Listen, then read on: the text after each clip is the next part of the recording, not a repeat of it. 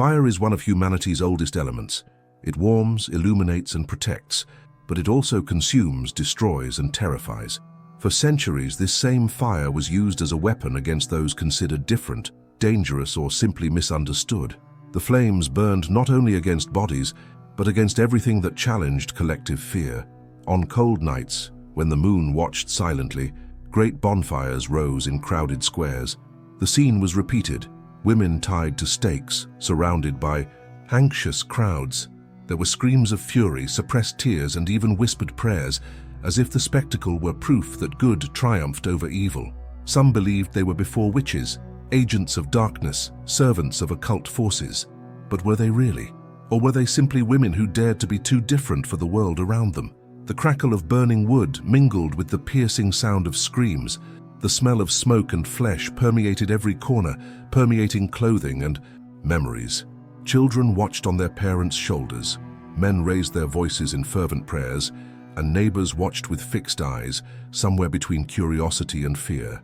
But there were also those who, silently, regarded the scene with suspicion. Those who witnessed more than one purification ritual saw in truth the cruel mark of a society that used fire to extinguish what it could not understand.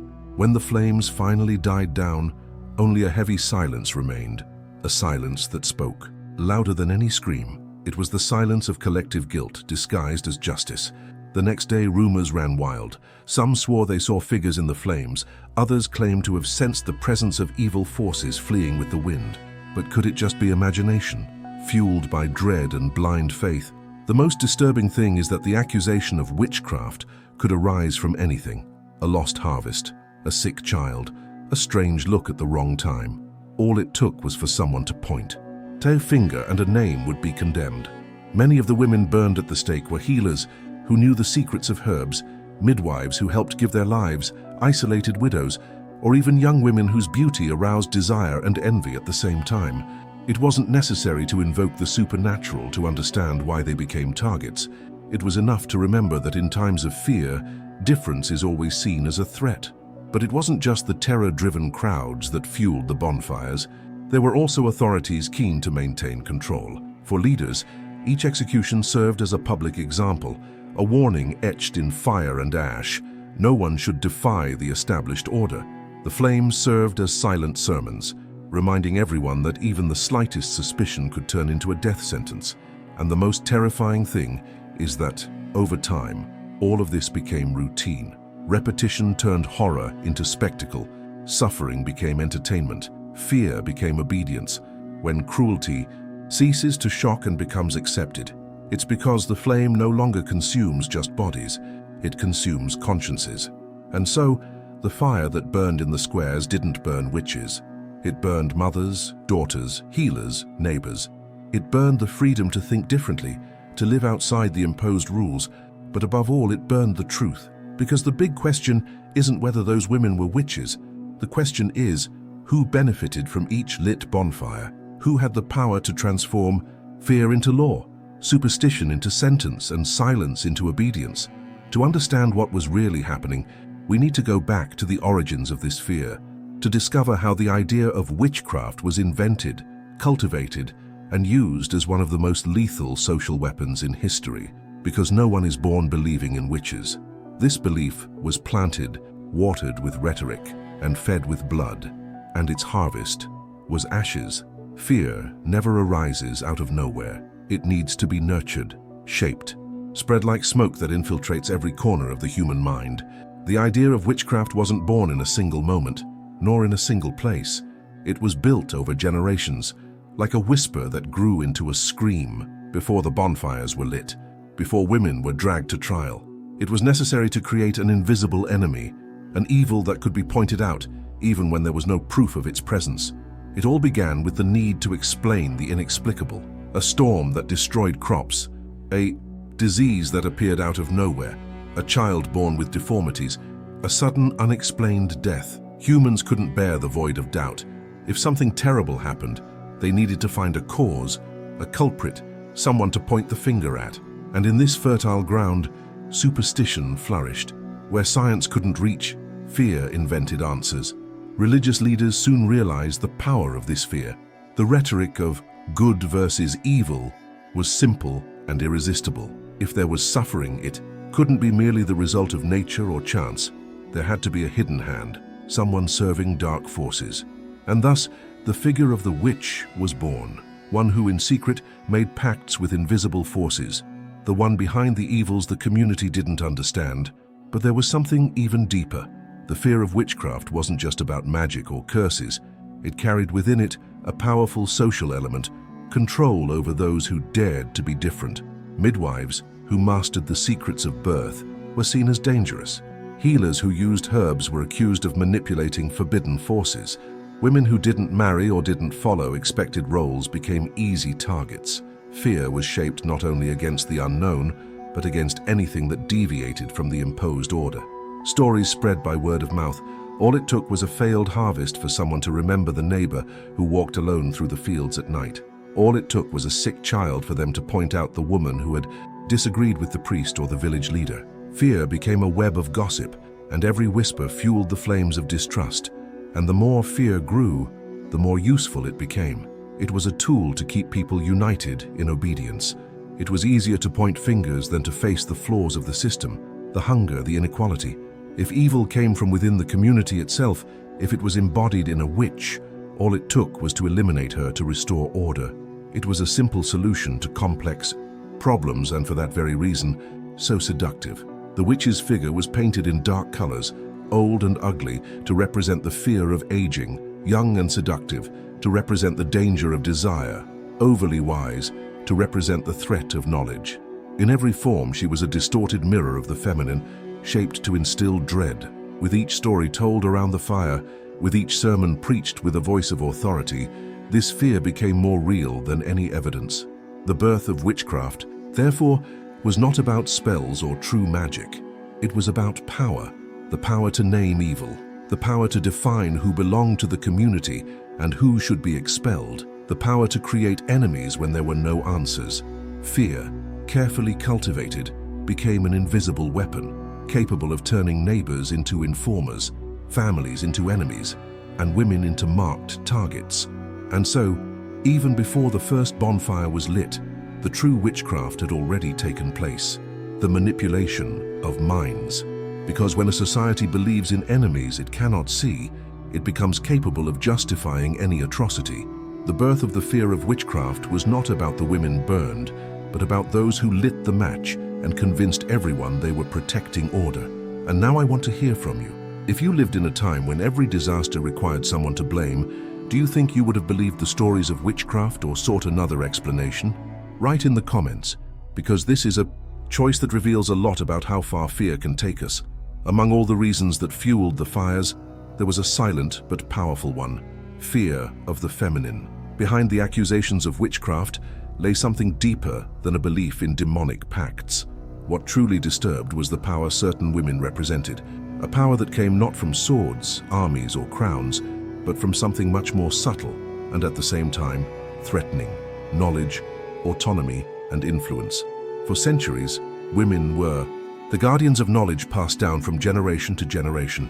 They knew which herbs healed wounds, which roots calmed fevers, which infusions helped a child be born or a dying person pass away without pain. They were community advisors, silent confidants, indispensable presences at decisive moments in life and death. While men fought wars or disputed lands, they were the ones who maintained the continuity of life with small gestures and accumulated wisdom.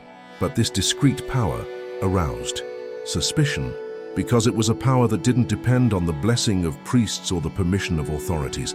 It was an independent, organic power, impossible to control, and nothing frightens a rigid system more than that which it cannot control. Imagine a woman who single-handedly could save lives, ease pain, and comfort hearts. To the common people, she seemed like an angel. To religious and political leaders, she seemed a threat. How could one trust someone who wielded such enormous influence without being under the watchful eye of church or state? It wasn't long before this silent respect was distorted into suspicion. What was once seen as a divine gift came to be called a pact with evil. It wasn't just herbal knowledge. Many of these women had a firm voice, a presence that disturbed. They were capable of questioning, teaching, and leading conversations that sowed doubt. In a society built on blind obedience, any woman who dared speak out or act too freely was quickly seen as dangerous. The simple act of not fitting in was enough to earn her the most devastating label of the time, witch. And then there was the question of desire. The woman, too beautiful, who silently drew glances, was as feared as the wise old woman who knew the secrets of the body and nature, because both challenged male control, one through the magnetism she aroused, the other through the wisdom she possessed. If a man desired something and couldn't have it, he called it temptation. If he didn't understand it and couldn't control it, he called it witchcraft. What's striking is how behind each accused face, a kind of power lurked.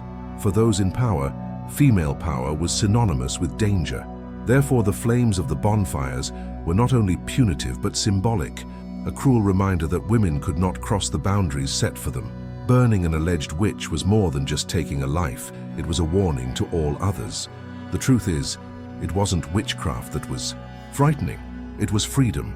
It was the ability to think, act, and live outside the mold, because each woman who stood up for herself revealed, albeit silently, the fragility of power structures. And so, the fire that consumed bodies also consumed symbols. Each woman burned was a desperate attempt to erase the memory that the feminine, when unbowed, is uncontrollable. It was a fiery confession that men's fear was never of the supernatural, but of the natural, the strength of a free woman. No system of power survives by force of arms alone. What truly sustains empires, religions, and governments is fear, and fear needs a face. The witch hunt became one of the most ingenious and cruel tools of control ever devised, because it offered the people a simple explanation for all their suffering. There were enemies hidden among them, and these enemies had to be eliminated. The logic was relentless.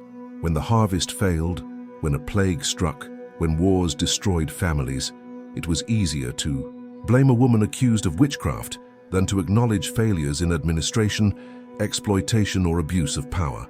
Thus, collective pain was channeled toward specific targets. The people's fury was directed not against rulers, but against neighbors, widows, midwives, and healers. The true culprit, protected behind walls and crowns, emerged unharmed, while the fire devoured the innocent. This strategy wasn't new.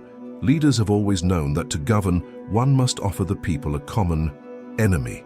And few images were as effective as that of the witch infiltrating the community, smiling by day and casting curses by night. This narrative stirred the imagination, aroused paranoia, and created a constant state of alert. In every strange look, every strange gesture, the people saw signs of the enemy.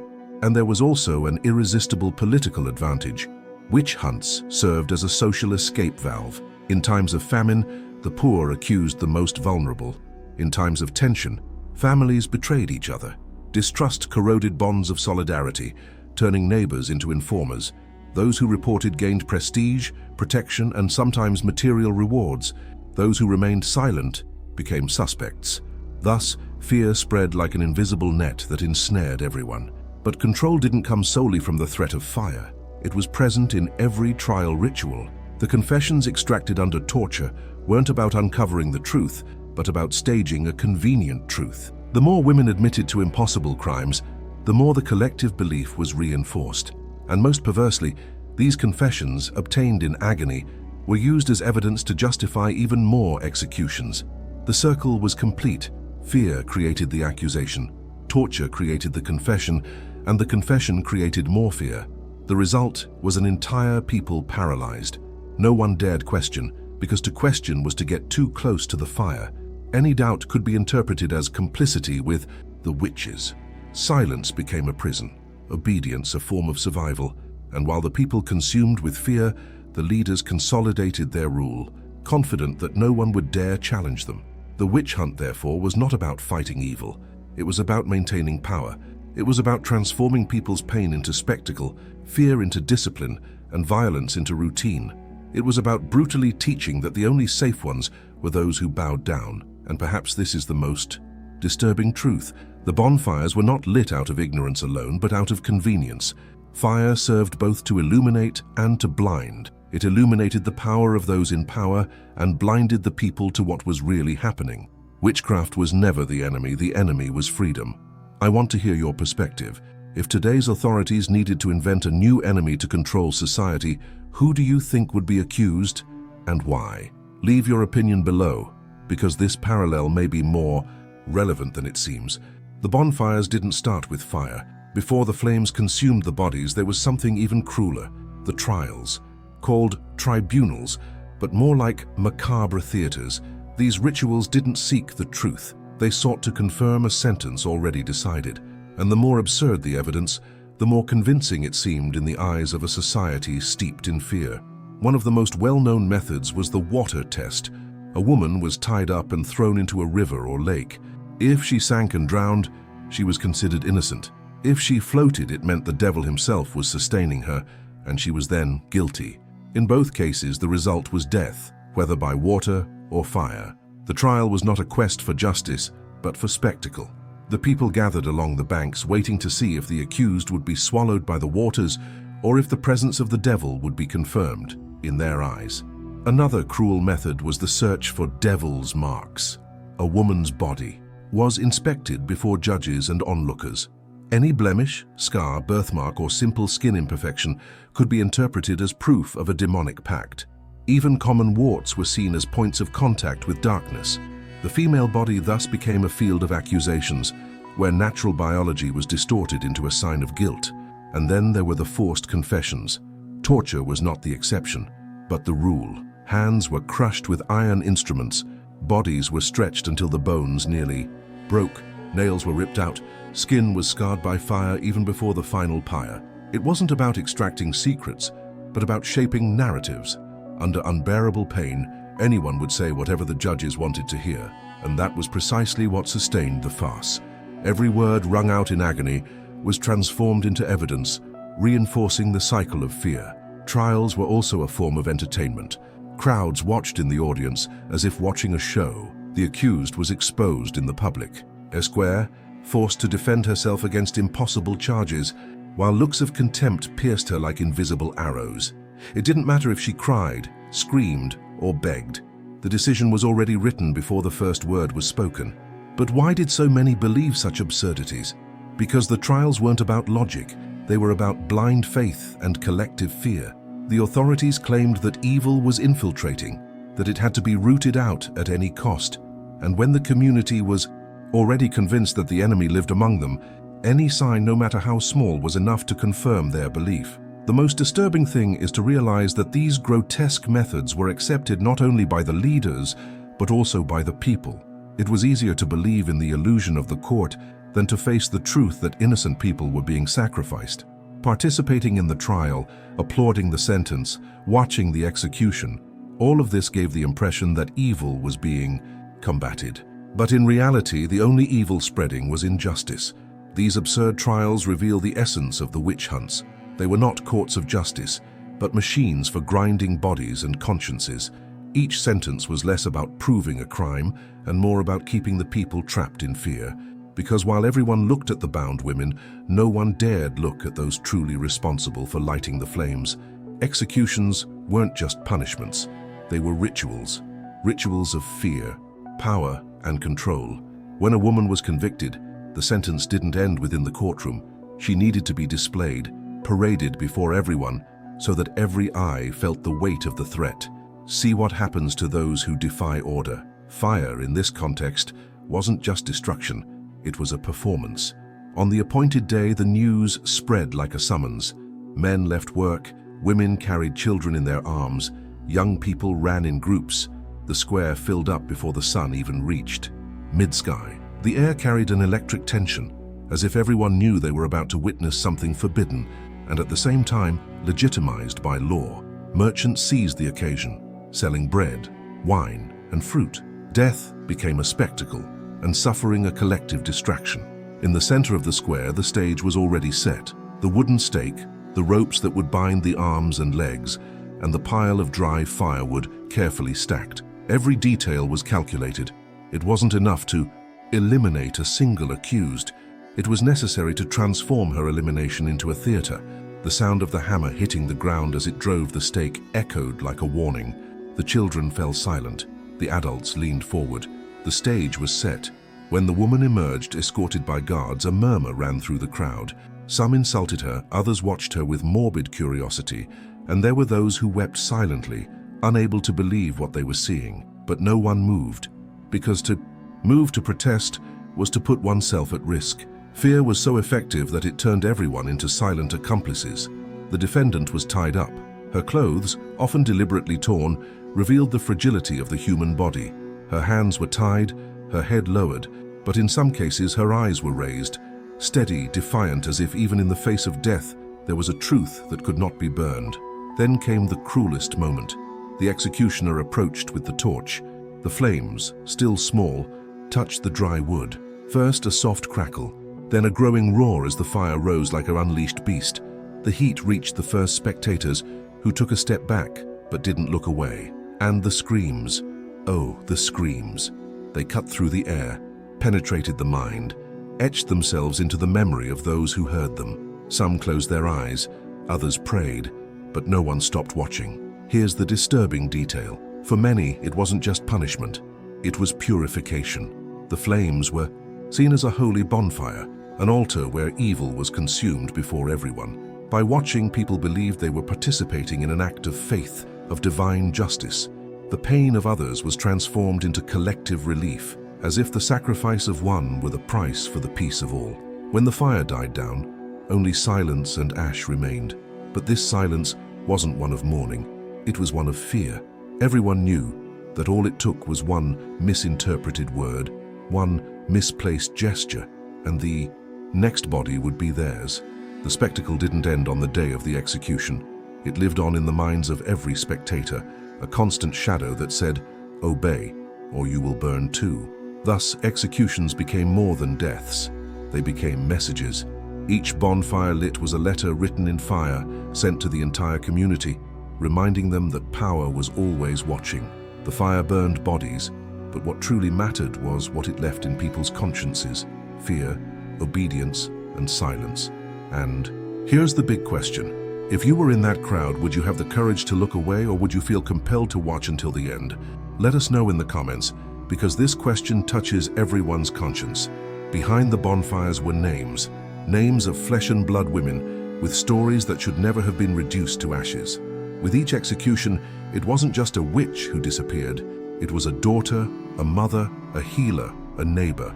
Stories of innocence ripped from their everyday lives and thrown into the abyss of injustice. Some were young women who had never committed a crime. All it took was a forbidden love, an envious glance from a rival, or the simple fact of being too pretty. Men's desire, when it couldn't be acknowledged, turned into an accusation. And suddenly the one who aroused passions was accused of bewitching, not because she possessed supernatural power, but because she dared to exist in a body others couldn't ignore. Others were lonely. Widows, women who, without the protection of a husband or a powerful family, became easy targets. They lived on the margins, supporting themselves with odd jobs, and their independence aroused suspicion. What should have been admired as resilience was seen as rebellion. How can she live alone? She must have made a pact with dark forces, neighbors would murmur. And on any given night, her name was already on the list of those accused. There were also midwives and healers, women who knew herbs and the secrets of nature, who helped others give birth or heal when there was no doctor nearby. But in a world controlled by fear, knowing too much was dangerous. A tea that cured a fever was seen as witchcraft. A successful birth was attributed to occult powers. And when a child died, even through no fault of their own, the finger of blame was pointed at them. The most disturbing stories were those of children. Yes, even girls were accused of witchcraft. All it took was a strange behavior, a lost look, a word spoken out of turn. Childhood innocence was transformed into proof of guilt. Little girls were dragged to trials, their fragile voices lost amid accusations they could never understand. And perhaps the cruelest thing was the betrayal that came from close at hand. Often the one who reported the case was a neighbor, a friend, or even a relative. All it took was a dispute over land, a long-held grudge, or a desire to get rid of someone bothersome. The court would accept any complaint, and an entire life could be destroyed by a single unkind word. Witchcraft wasn't judged, it was fabricated. These hidden stories reveal what official records tried to erase. The vast majority of the accused were innocent. They weren't witches. They didn't have secret pacts. They didn't cast curses. They were victims of a system that needed culprits, and of a society that preferred to sacrifice innocence rather than face its own failings. The scariest thing is to think that these stories were not exceptions but the rule. Thousands of women were burned, hanged, or tortured without ever having done anything other than live outside the norm. And what was left of their lives? Only rumors, accusations, and ashes blown away by the wind. But the wind also carries memories. And if we listen closely, perhaps we can hear the voices the fire tried to silence. Voices that ask, who benefited from our death? Who wrote the version of history that called us witches? The bonfires only existed because there were eyes that saw and did not stop them. There were voices that remained silent when they could have spoken. For each woman bound and condemned, it wasn't just the court that judged her, it was the entire community. Silence, more than fire, was the weapon that destroyed lives. When an accusation emerged, news traveled fast. People whispered in the markets, pointed discreetly in the streets, but no one dared to defend the accused out loud. Who would? To question a judgment was to risk being the next name written on the parchment of condemnation. So everyone pretended to agree. Fear masqueraded as faith, and indifference masqueraded as justice. It was common for neighbors to become informants. A misinterpreted gesture, a failed harvest, a long-standing argument, and soon someone would whisper in the right ear, "She's different. Maybe she's a witch." The court accepted it without question, because the goal wasn't to find evidence, but to fuel the cycle of accusations. And the community, rather than protect its women, preferred to sacrifice some to ensure its own safety. This silence was more than cowardice. It was a collective survival mechanism. Each person thought, if I don't say anything, they won't suspect me. And so fear created a network of invisible complicity. With each execution, the crowd watched in silence, convinced that silence was the same as safety. But the silence also manifested itself on another level, that of conscience. Many knew deep down that these women were innocent.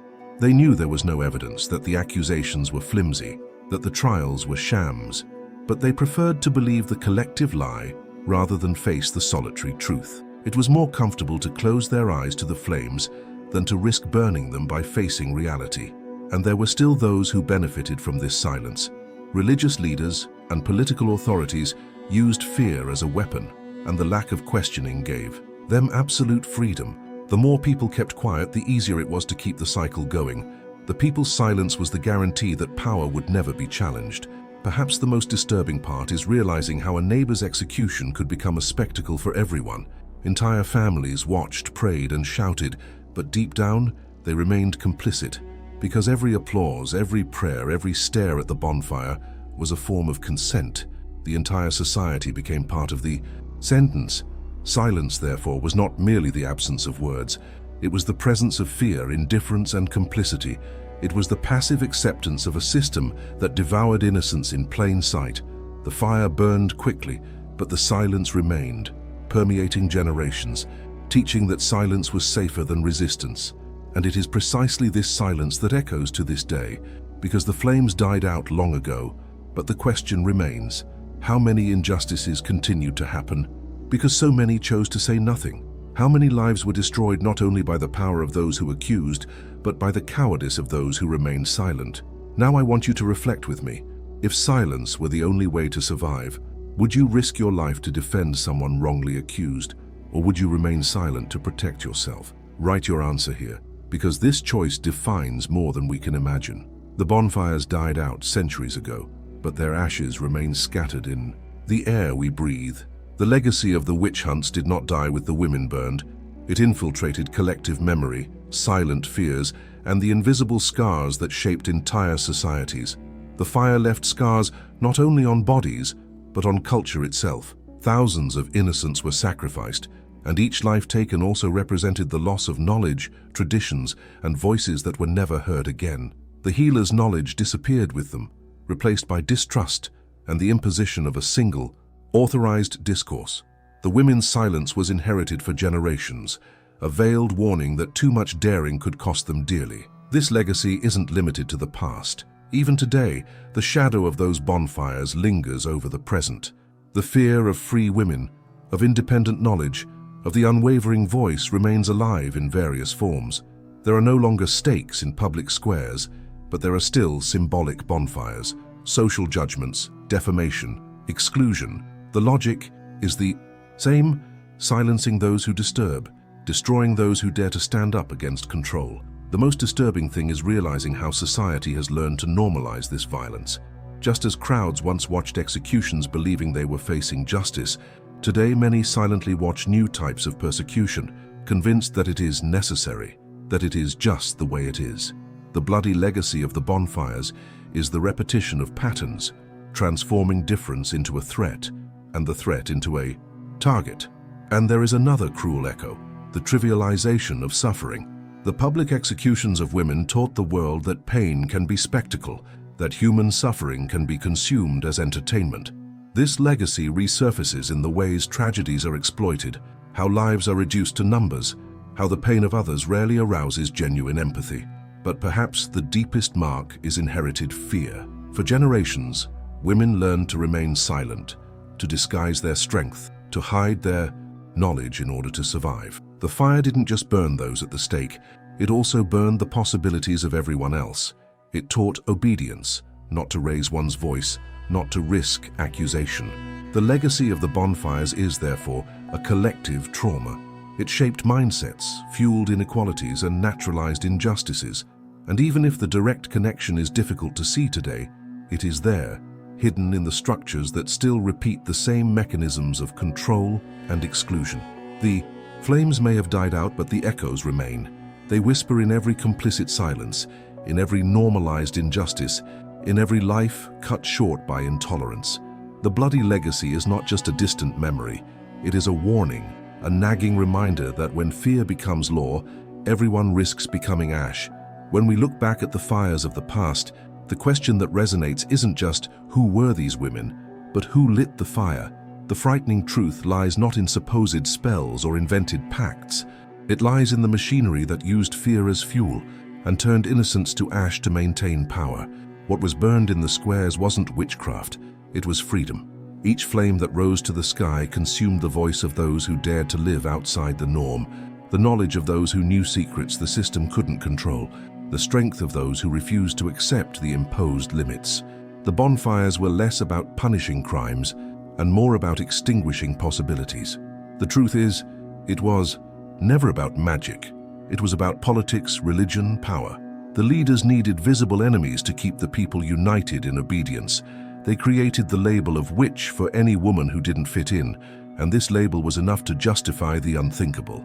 The fire served as theater, acting out for all to see that evil was being destroyed, when in reality, it was only difference being exterminated. And the scariest thing is that it worked. For centuries, entire communities believed they were fighting invisible forces, when in reality they were merely surrendering their own sisters, neighbors, and mothers to a blood ritual. The true pact was not between women and demons, but between leaders and collective fear. The flames also reveal something few dare admit. The fire wasn't fueled by wood alone. It was fueled by envy, resentment, and ambition. Many accused to rid themselves of rivals, to inherit land, to clear their names. Others remained silent out of cowardice, convinced that silence would keep them safe. In the end, the bonfire was a reflection of society as a whole, not just the executioners, but of all who looked on and did nothing. The legacy of the bonfires is not only the memory of the deaths, but the revelation of how easily human beings can be manipulated by fear, how quickly compassion can be stifled, and injustice applauded. This is the frightening truth. Witchcraft never existed as they claimed, but the power to turn the innocent into the guilty will always exist as long as there are those who benefit from it. The ashes of those women still speak. They remind us that the fire didn't end in the past. It continues to burn, disguised as new forms of intolerance, new ways of silencing and excluding.